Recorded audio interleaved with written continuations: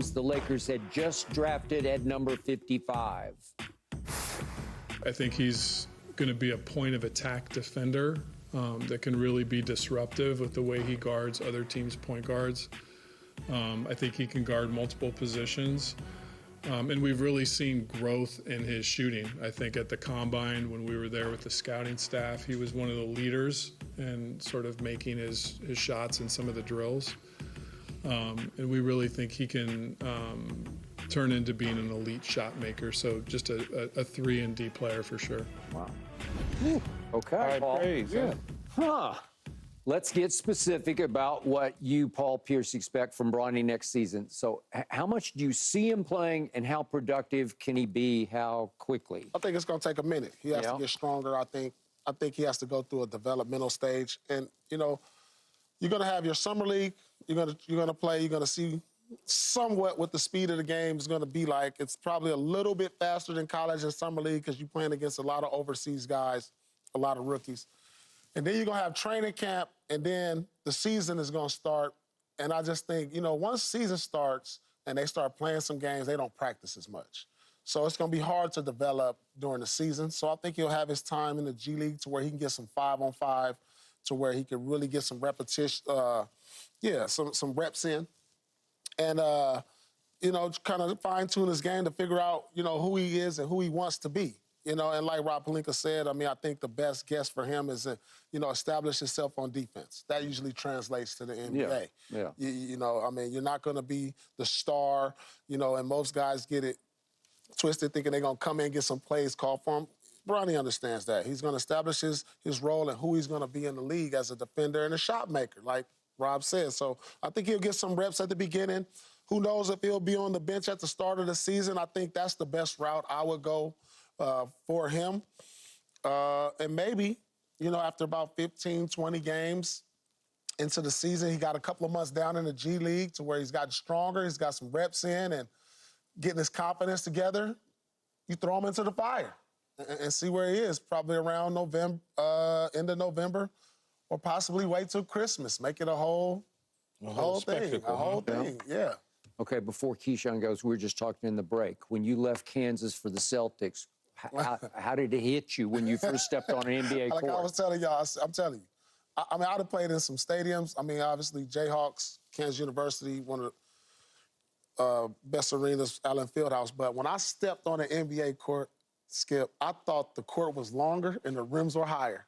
I did. Because I guess the speed of the game, I got a lot tired faster because of the speed of the game. And then the athletes were just so much better.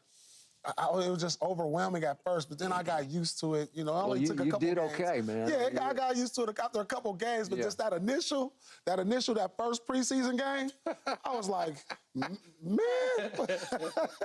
You know what I'm talking about. That first preseason, it ain't nothing like practice. You go through practice, that's one thing. But that first preseason game, you like, damn. Like, you running through these screens. Yo, man, I'm talking about, boy, I was like, all right, let me get my mind right. Let me get my mind wrapped around this. And so there'll be an initial period when you first get out there to Keyshawn, where does that sound like your first preseason game? You know, I didn't go through preseason, Skip, because I held out. That's right. But well, then you stepped right into the fire. Right into the fire. I stepped right into the fire. Up in Denver, we played the Broncos. My first touch in the NFL was a 50-yard seam route, bam, right down the gut. But that was just athleticism, whatever. But when I got to the game where I was playing in the game, it was crazy because in college, I could catch the football, I could look you up and do what I needed. I could take my time because they're watching me, right? They looking at me, everybody, all the other dudes, they looking at me, they want to see what I'm going to do. But in the pros, as soon as I caught it, it was like, boom, boom, bam, bam. Quick. It was so fast, it took a minute, but once I caught on to the speed of the game, then the rest was history. Right. But yeah, similar to Paul, the field, I thought it was 200 yards, man. It was just so long, and the stadiums, even though I played in a 100,000-seat stadium, it just was one of those deals. Everything just felt bigger. It was the intensity, just everybody. It was a bit of a shocker, so to speak. But you learn. You said the game was 50% faster or like twice as fast as college football? I would say it's twice as fast as college football. Would you? I would say twice. Skip, I'm telling you, man, I caught a ball, And in college, I did the same move. I stopped, I froze the dude, I dipped, and I hit the sideline. Bam! In the pros, I thought I was going to do the same thing. Troy Vincent is the corner, great Troy Vincent. I hit, I dipped. I was going to hit the sideline. He opened up and forced me back inside. So all I could do is go inside. And when I went inside, LeVon Kirkland, and you remember LeVon Kirkland? He was a bad man. 270-something pound linebacker. Right He come full speed, bam, right in my sternum, cracked it. I had to play that year with a whole donut in my sternum. It was, Skip, it was crazy, but you just learn. You learn. Well, keep your head on a swivel, as they say. Okay. I hope Bronny didn't get his sternum cracked. No, but what's going to happen is, like Paul is saying, you go to the summer league, you play a little bit, Skip, you go to training camp, you're on the floor with the guys, because you know the top 7 guys, 8 guys, you already know who they're going to be. They already know. Then those other guys are the ones that he's competing against to get those minutes from. Yep. So he's going to get on the floor with a combination of guys. And with the better players you're on the floor with, the better he's going to become.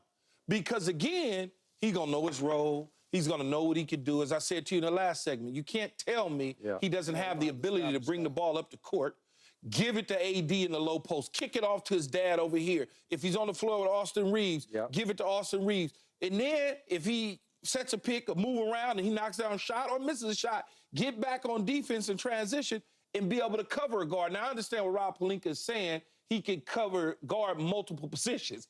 And I had to think, I'm like, well, multiple positions. I seen how tall this guy is. 6'7". He's 6'7". And it feels like 6'9". Yeah, and that's just him. No. I mean, and that's just him. He'll be able to guard 1, maybe 2 positions. But Rob said multiple positions. Well, you know. 6'2" is kind of tough to be that.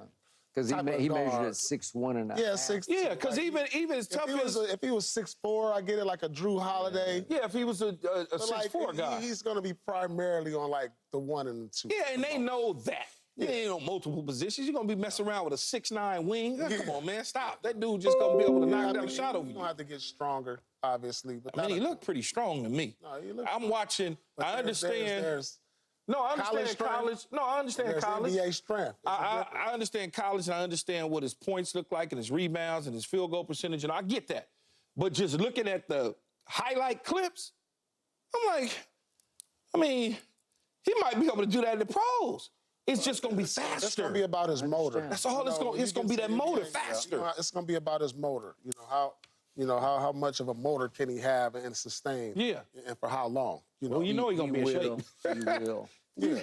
Okay. If anything, he'll be in shape. Keyshawn, to your point, he did not get his father's height as he's topped off now at 6'1.5", because I don't think there's going to be much, if any, more growth. Is it possible after 20, he'll turn 20 in, I think, October 6th? I don't think he's going to get any taller, right? He might get to 6'3". He could. You think so? Maybe. Usually right in here it stops. Yeah. Okay. But he did get his father's ability to have physique, because he looks pretty good for 19. To me. Yeah. He looks strong. And it will get better. And as he turns 20, 21, 22, that may be his strength, is his strength. I mean, think about this. His arms aren't going to get any longer. His shoulders aren't going to get any wider.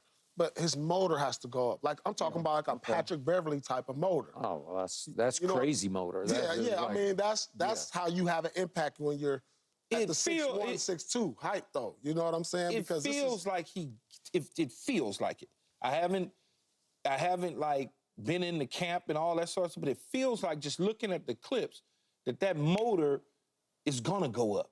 It feels that way. Okay, but when I watch him guard, I don't love the Patrick Beverly analogy, because as I feel like you got to get there. Okay, but as Russell Westbrook once said of Pat Bev, out of control. He trick you all. He trick you all on defense. It looks like it looks better than it, because it's all a lot of hands flying. It's a lot of hands. It's a lot of diving on the floor. It's a lot of fighting. Okay, I got you. It's a lot of taking charges. But when I watched Bronny at USC guard, he guards with tenacity. He guards with authority, with strength, that's why Rob Pelinka is saying he can be a disruptive point of attack defender, where he takes your point guard and it's like what Drew Holiday and Derek White could do. They just get up in you and they disrupt the flow of your offense because they're going to push you out of what you want to do.